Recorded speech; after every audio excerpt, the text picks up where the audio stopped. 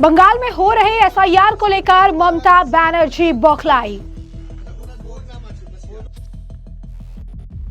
25 नवंबर को निकालेगी विरोध रैली। घुसपैठियों को क्यों बचाना चाहती है ममता?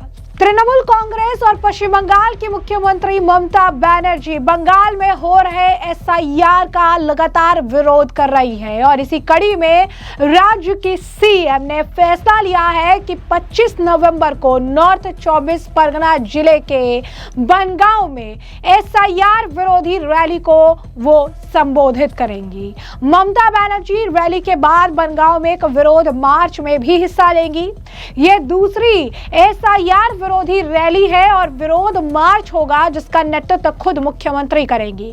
पहली रैली 4 नवंबर को कोलकाता में हुई थी। तृणमूल कांग्रेस के अंदरूनी सूत्रों ने बताया कि बनगांव को एसआईआर विरोधी रैली और विरोध मार्च के आयोजन स्थल के रूप में चुना गया है क्योंकि इन इलाकों में मतुआ समुदाय के लोगों की भारी तादाद है।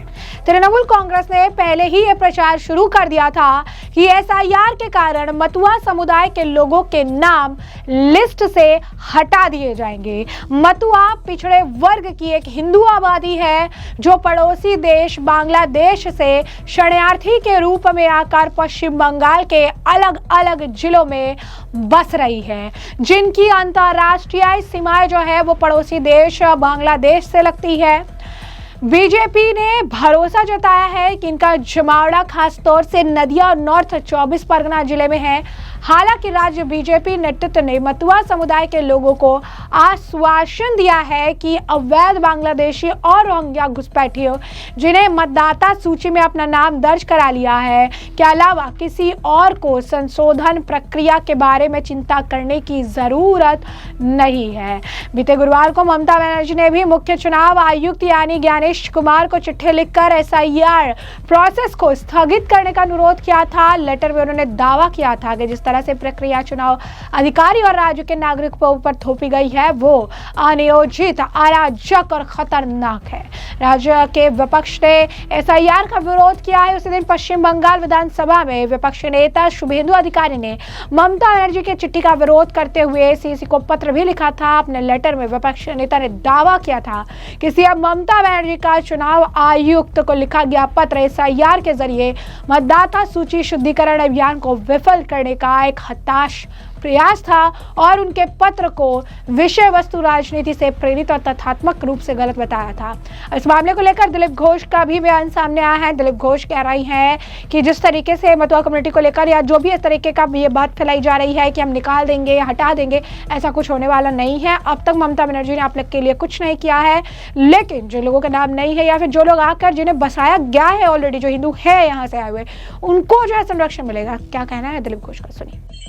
देश विभाजन के कारण बांग्लादेश, अफगानिस्तान, पाकिस्तान में काफ़ी संख्या में जो हिंदू रह गए थे, बाद में पलायन करके भारत में, उसमें अलग अलग विचारधारा के लोग हैं, अलग अलग संप्रदाय के लोग हैं, धर्म संप्रदाय के। तो विशेष करके बांग्लादेश से जो आए हैं, पूर्व पाकिस्तान, उसके बाद बांग्लादेश, उसमें मतुआ संप्रदाय के लोग बहुत बड़ी संख्या में हैं। उसमें भी एक और सेक्ट है, काला चांद संप्रदाय ऐसा। तो दूसरे विचारधारा के साथ वैष्णव मानने वाले भी बहुत लोग हैं। लेकिन विभाजन के बाद इनको जैसे कि सम्मानजनक यहाँ आने का, रहने का व्यवस्था किया गया, नागरिकता भी देना चाहिए था, कोई पार्टी किया नहीं। श्यामा प्रसाद मुखर्जी ने उस समय सेवा की उन लोगों को। आज माननीय नरेंद्र मोदी जी ने कानून बनाकर उनको नागरिकता देने की व्यवस्था की। तो लोगों को, जिन लोगों ने इनका वोट लेकर सरकार चलाया, कम्युनिस्ट लोग, कांग्रेस लोग, टीएमसी, इनके लिए कुछ किया नहीं, या नागरिकता भी दिया नहीं, नागरिक कानून का विरोध भी किया है। आज जब नागरिकता की व्यवस्था हुई है तो उनको फिर भड़काया जा रहा है कि आप जाओ मत लो, लेकिन नहीं लेंगे इसका सुविधा तो आगे भी उन नागरिक नहीं बन पाएंगे, कभी भी उनके खिलाफ व्यवस्था हो जाएगी। इसलिए डरने का कोई कारण नहीं। पहले तो सीए का फॉर्म भरिए ऑनलाइन में, और भारतीय जनता पार्टी के लोग भी बैठ के फॉर्म भरा रहे हैं, आप भी जाइए। हर एक बांग्लादेश से, पाकिस्तान से आए हुए व्यक्ति हिंदू, उसको यहाँ RCA में फॉर्म फिलअप करके नागरिकता की और आवेदन करना चाहिए। बाकी एसआईआर जो हो रहा है वो तो चुनाव के लिए जो वोटर लिस्ट बनेगा वो शुद्ध हो, इसलिए हो रहा है। और जिसका नाम नहीं आएगा वोटर लिस्ट में वो भी यहीं रहेगा, कोई भगाएगा नहीं। अभी डरने की कोई कारण नहीं है। लेकिन इस समय जो सरकार ने पहले 2014 फिर 2024 31 दिसंबर तक सीए के लिए समय बढ़ाया है और आवेदन के लिए, वो अगर सुविधा नहीं लेंगे तो बाद में क्या समस्या होगा वो तो बाद में ही पता चलेगा। इसलिए आप नागरिक है या तो नागरिक होना चाहते हैं तो आपको इसका सुविधा लेना चाहिए। तो जैसे कि आपने उनका बयान सुना, साथ ही साथ तृणमूल कांग्रेस के नेता कुणाल घोष का इस पूरे मामले पर अलग बयान है। वो कह रही हैं कि चुनाव आयोग जो है वो बीजेपी का दफ्तर बन चुका है, बीजेपी के ऑफिस के तौर पर काम कर रहा है, बंगाल में बीजेपी को जिताने के लिए काम कर रहा है। मतुआ समुदाय के लोग भी हिंदू हैं, उन्हें ये निकालने की बात करते हैं, ये हिंदू हिंदू चिल्लाते हैं, लेकिन हिंदुओं के खिलाफ ही बयानबाजी करते हैं। यही इनका असली चेहरा है, यही इनका असली अस्तित्व है। सुनिए क्या कुछ कहना है कुणाल घोष का भी। ये पॉलिटिकली मोटिवेटेड वे से इलेक्शन कमीशन को इन्फ्लुएंस करके ये वो लोग कर रहे हैं, तो इससे बहुत बड़ा प्रॉब्लम तैयार हो गया है। जेन्युइन वोटर्स पैनिक में सुसाइड कर रहे हैं, BLOs they are under tremendous pressure, panic वो छड़ा रहा है। भाजपा निकाल देंगे, काट देंगे, नाम बात देंगे, ये सब कर रहा है। कौन कर रहा है? और भाजपा का उनका ऑर्गेनाइजेशन नहीं है, इसीलिए election commission BLA 2 same booth का नहीं हो। जो अगर किसी पार्टी को सेम बूथ से BLA 2 ना मिले तो बाहर का आदमी वो ले सकता है। कौन कर रहा है? Election commission. किसके लिए कर रहा है? भाजपा का। क्यों कर रहा है? भाजपा का ऑर्गेनाइजेशन नहीं है। तो वो तो इलेक्शन कमीशन का मिसयूज करके भाजपा उसका पॉलिटिकल एजेंडा फुलफिल कर रहा है। हम लोग इस पॉइंट पे हमारा ऑब्जेक्शन है। हम लोग चाहते हैं एक भी जेन्युइन वोटर हैरास ना हुआ, एक भी जेन्युइन वोटर्स को वोटर लिस्ट से एलिमिनेट हम लोग नहीं करने दूंगा, और एक भी इलीगल वोटर भी नहीं होना चाहिए। हम लोग देखा महाराष्ट्र में क्या हुआ था, दिल्ली में क्या हुआ था। यहां पर ममता जी ने अपोज किया, जो दूसरे स्टेट का वोटर लिस्ट कॉपी पेस्ट कर दे रहा है हमारा स्टेट में। अचानक वोटर बढ़ गया। क्यों बढ़ गया भाई? क्योंकि दूसरा स्टेट का कॉपी पेस्ट कर दिया है, डुप्लीकेट हो जा रहा था। कौन अपोज किया? तृणमूल अपोज किया। कौन लेटर दिया? ममता दीदी लेटर दिया। तो इसीलिए तृणमूल कांग्रेस एक प्रॉपर वे से इस सिस्टम को इंप्लीमेंट करने का फेवर में है, लेकिन पॉलिटिकली मोटिवेटेड वे से ये 2 महीना का अंदर ये करना चाहिए, वो करना चाहिए, और मौत का पूरा सीरीज बन गया ये। इसीलिए हम लोग वापस कर रहे हैं। अरुण प्रकाश जो कि नदिया का एक्स-डीएम है, अभी एडिशनल सीईओ है इलेक्शन कमीशन का, शुभेंदु अधिकारी ने आरोप किया है ममता बनर्जी और चीफ सेक्रेटरी को खबर भेज रहे थे और उनके खिलाफ व्यवस्था लेना। तो चीफ इलेक्शन कमिश्नर वो ही तो बीजेपी को खबर भेज रहा है। तो बीजेपी जो बोल रहा है बंगाल में हमारा BLA 2 नहीं है, हर बूथ में हमारा वर्कर नहीं है, तब ये इलेक्शन कमिश्नर नया रूल कर देते हैं। ये BLA 2 अगर नहीं मिले तो दूसरा जगह से, ये भाजपा का पॉलिटिकल एडवांटेज कर दे रहा है। वो भाजपा का लोग नहीं मिलने से ये स्कोप कर दे रहे हैं। तो शुभेंदु अधिकारी तो पहले मानना चाहिए, ये इलेक्शन कमीशन तो भाजपा का पॉलिटिकल पार्टी ऑफिस में ट्रांसफर हो गया है।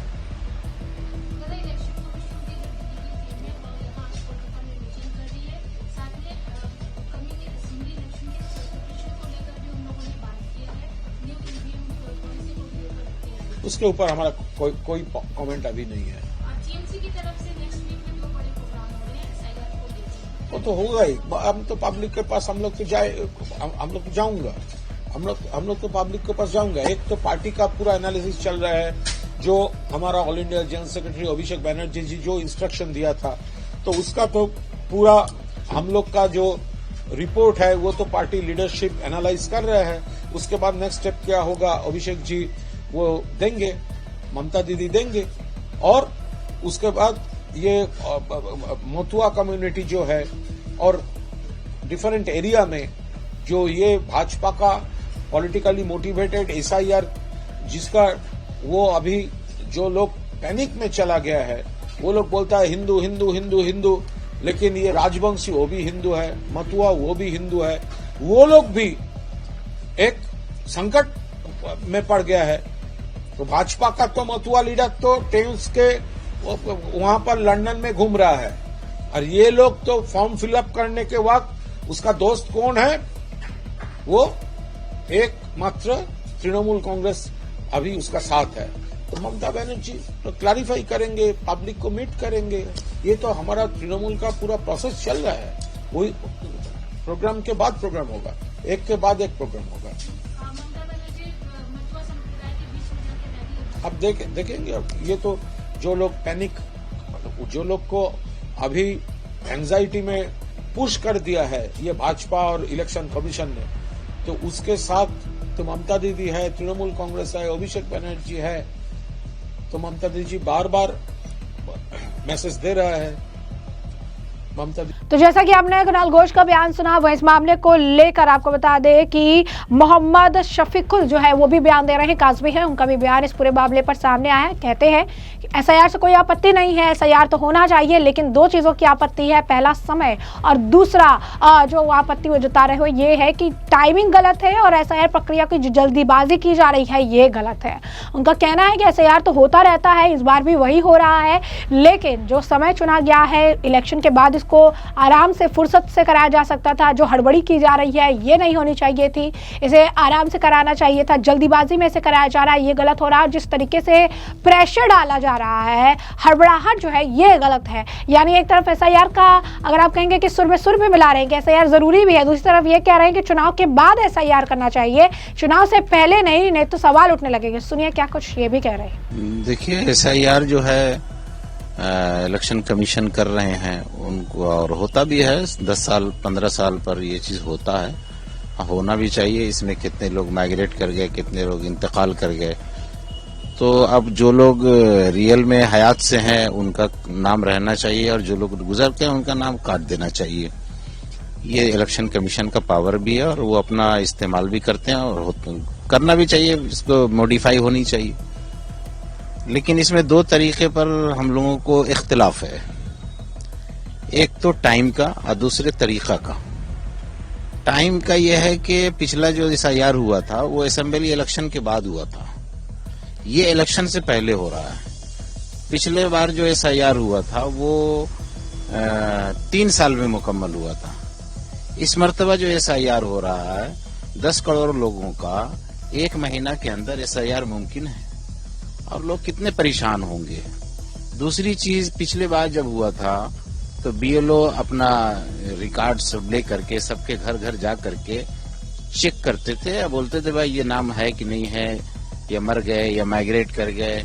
तो जो हयात से हैं, जिंदा हैं, उनके इसमें वो जिंदा लिख देते थे, जो मर गए उनको मुर्दा लिख देते थे, जो माइग्रेट कर गए उनको माइग्रेट करना लिख देते थे। तो इससे सरकार को भी आसानी होती थी, बीएलओ को भी आसानी, कर्मचारी को भी आसानी, पब्लिक को भी आसानी होती थी। इस मर्तबा जो ये तरीका अपनाया गया है कि ये पिछले 2002 का जिनका नाम होगा या उनके माँ बाप का नाम होगा उनको ही ये करना होगा, और इस तरह जो फार्म भरने का प्रक्रिया, उसके साथ जो डॉक्यूमेंट का जो एक सिस्टम बताया गया, ये इससे जो है जनता को परेशानी हो रही है, और ये तरीकाकार परेशान कुन तरीकाकार है। तो अव्वल तो इसको इलेक्शन के बाद इत्मीनान से करना चाहिए। दूसरा ये है कि 1 महीने के अंदर 10 लाख लोगों का, 10 करोड़ लोगों का एसआईआर, ये बहुत ही मतलब ऐसा प्रेशर होगा लोगों पे कि जो गरीब तबका है, जो मजदूर है, ठेला चलाता है, मजदूरी करता है, वैन चलाता है, मुठिया है, जो डेली कुआं खोदने का, खाने का काम करता है, उन लोगों के लिए तो परेशानी की बात है। वो दिन भर ये फार्म भरने में रहेंगे या अपना रोजी रोटी कमाएंगे। तो इस पर इलेक्शन कमीशन को गौर करना चाहिए। और दूसरे ये है कि टाइम जो है ये बहुत कम टाइम है, और इस टाइम में इलेक्शन से पहले ये मुनासिब नहीं लगता है। तो ऐसे में हमने तमाम बयान सुन लिए हैं और हमने आपको ये जो पूरा मामला है ये बड़ा विस्तार से बताया कि पूरा मामला क्या है, किस तरीके से ममता बनर्जी अब एसआईआर को लेकर विरोध रैली जो है निकालने वाली है। बैक टू बैक ये दूसरी विरोध रैली होगी जिसको ममता बनर्जी खुद लीड करेंगी। एसआईआर के खिलाफ जबरदस्त तरीके से इस वक्त पश्चिम बंगाल में राजनीति जो है देखने के लिए मिल रही है। और अब इस पूरे मामले पर आपकी भी जो राय हो कॉमेंट सेक्शन में कॉमेंट करके जरूर से जरूर साझा करिएगा।